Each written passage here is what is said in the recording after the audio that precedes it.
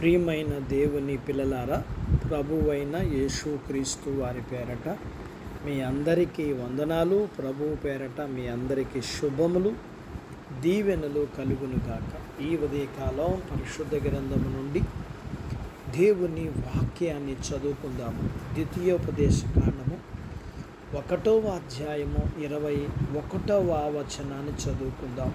ఇదిగో, నీ దేవుడైన యెహోవా ఈ దేశమును నీకు అప్పగించును. నీ పితరుల దేవుడైన యెహోవా నీతో సెలవిచ్చినట్లు దాన్ని స్వాధీనపరచుకునము. భయపడకము, అధైర్యపడకమని నీతో చెప్పి తిని. దేవుడు తన మాటలు మనందరి కొరకు దీవించునుగాక. ఆమేన్. ప్రియమైన దేవుని పిల్లలారా, కృపా స్వాస్థ్యము ఒకటి మన కోసం దేవుడు సిద్ధపరిచి ఉంచాడు.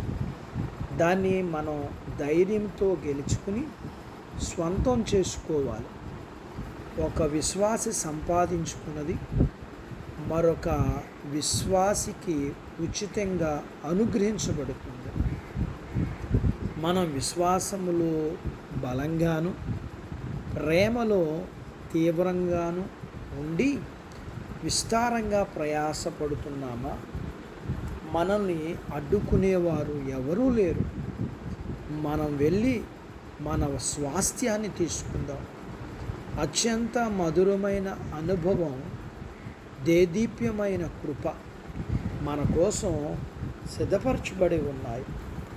దేవుని కుటుంబంలో ఉన్న ప్రతి సహోదరునితో సమానంగా మనకు అవి అనుగ్రహించబడతాయి. దేవుడు మనకు దాన్ని అప్పగించాడు. మనకు ఉన్న హక్కును ఎవరూ కాదనలేరు.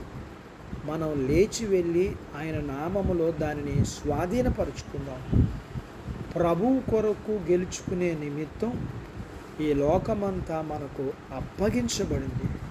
ఏ దేశాన్ని కానీ, దానిలో ఉన్న ఏ గ్రామాన్ని కానీ స్వాధీనపరుచుకోకుండా మనం విడిచిపెట్టకూడదు. మన ఇంటి ఎదురుగా దగ్గరలో ఉన్న మురికి వాడలను స్వాధీనపరుచుకోవాలి.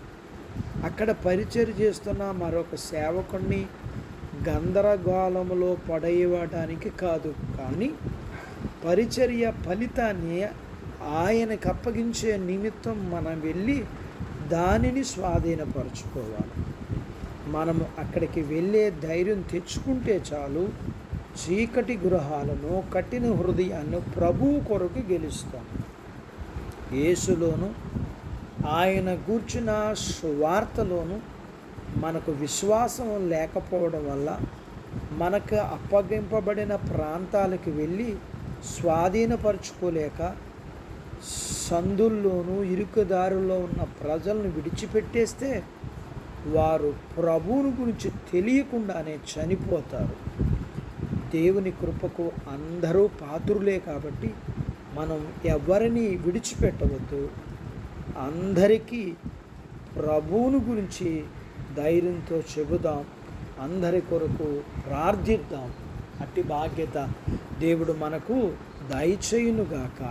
ఆమేన్. దేవుడు తన మాటలు మన కొరకు దీవించునుగాక. ఆమేన్. ప్రార్థించుకుందాము. నాతో పాటు ఏకీభవించండి. మమ్ములను మిక్కిలిగా ప్రేమించిన మా ప్రియ పరలోకపు తండ్రి, మీ పరిశుద్ధ నామమును బట్టి మీకు వందనాలు.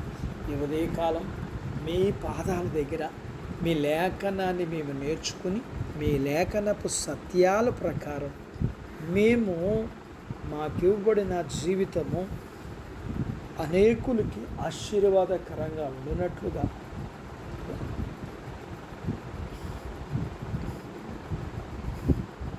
ప్రార్థించేవారిగాను, పనిచేసేవారిగా ఉండగలగటానికి మీరు మాకు సహాయం చేయండి.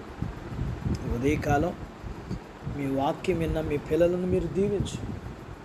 చిన్నబిడ్డలను, యవనస్తులను, వృద్ధులను, స్త్రీలను, పురుషులను దీవించండి.